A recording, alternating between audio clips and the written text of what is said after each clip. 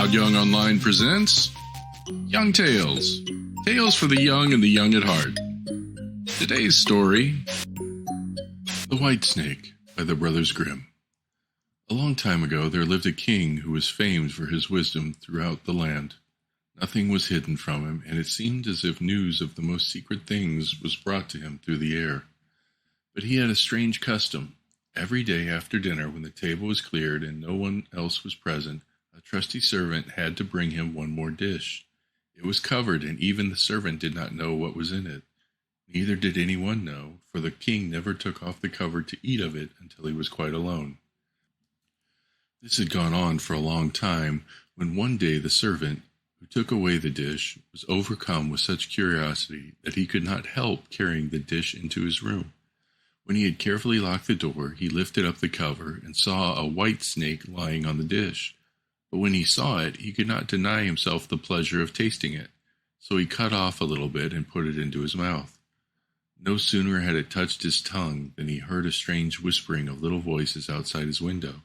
He went and listened, and then noticed that it was the sparrows who were chattering together, and telling one another of all kinds of things which they had seen in the fields and woods. Eating the snake had given him power to understand the language of animals. Now it so happened that on this very day the queen lost her most beautiful ring, and suspicion of having stole it fell upon his trusty servant, who was allowed to go everywhere. The king ordered the man to be brought before him, and threatened with angry words that unless he could, before the morrow, point out the thief, he himself should be looked upon as guilty and should be executed. In vain he declared his innocence. He was dismissed with no better answer. In his trouble and fear he went down into the courtyard and took thought of how to help himself out of his trouble. Now some ducks were sitting together quietly by the brook and taking their rest, and whilst they were making their feathers smooth with their bills, they were having a confidential conversation. The servant stood by and listened.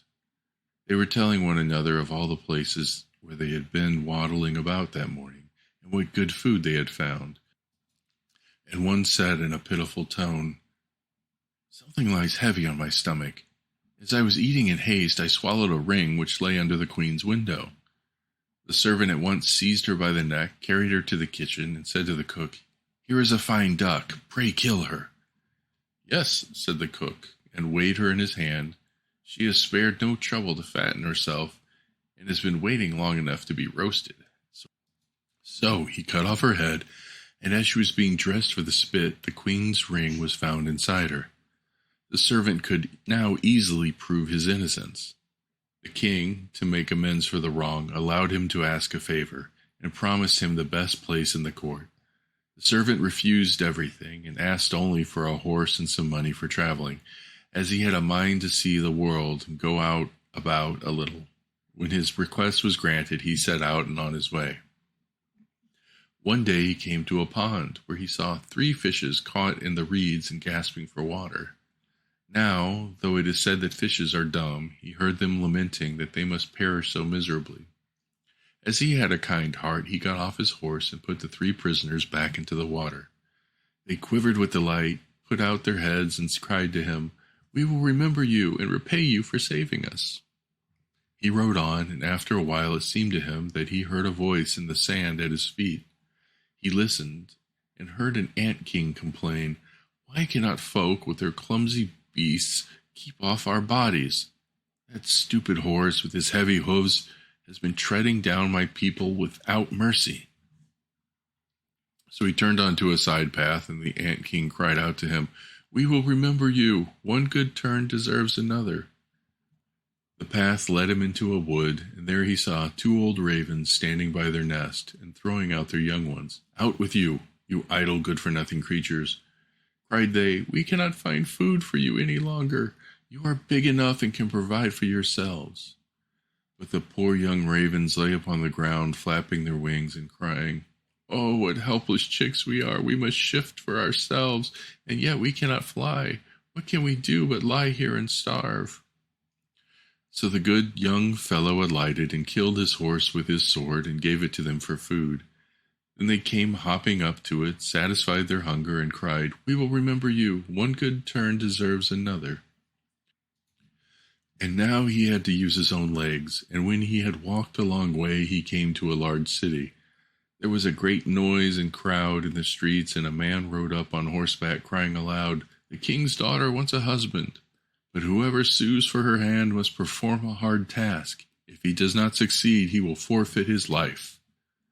Many had already made the attempt, but in vain. Nevertheless, when the youth saw the king's daughter, he was so overcome by her great beauty that he forgot all danger and went before the king and declared himself a suitor. So he was led out to the sea, and a gold ring was cast into it. Then the king ordered him to fetch this ring up from the bottom of the sea, and added, "If you come up without it, you will be thrown in again and again until you perish amid the waves." All the people grieved for the handsome youth. Then they went away, leaving him alone by the sea. He stood on the shore and considered what he should do, when suddenly he saw 3 fishes come swimming towards him. They were the very fishes whose lives he had saved. The one in the middle held a mussel in its mouth, which it laid on the shore at the youth's feet.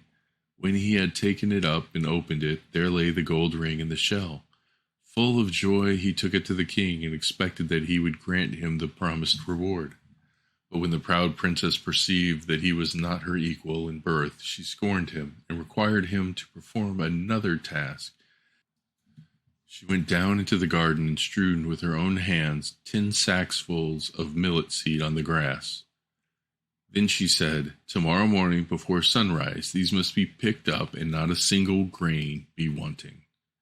The youth sat down in the garden and considered how he might perform this task, but he could think of nothing, and there he sat sorrowfully awaiting the break of day, when he should be led to his death. But as soon as the first rays of the sun shone in the garden, he saw all the 10 sacks standing side by side, quite full, and not a single grain was missing.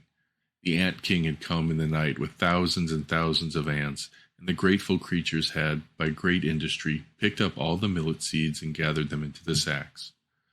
Presently, the king's daughter herself came down into the garden and was amazed to see that the young man had done the task she had given him.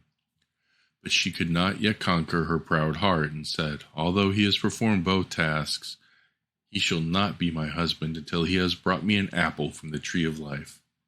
The youth did not know where the tree of life stood, but he set out and would have gone on forever, as long as his legs would carry him, though he had no hope of finding it. After he had wandered through 3 kingdoms, he came one evening to a wood and lay down under a tree to sleep. But he heard a rustling in the branches, and a golden apple fell into his hand.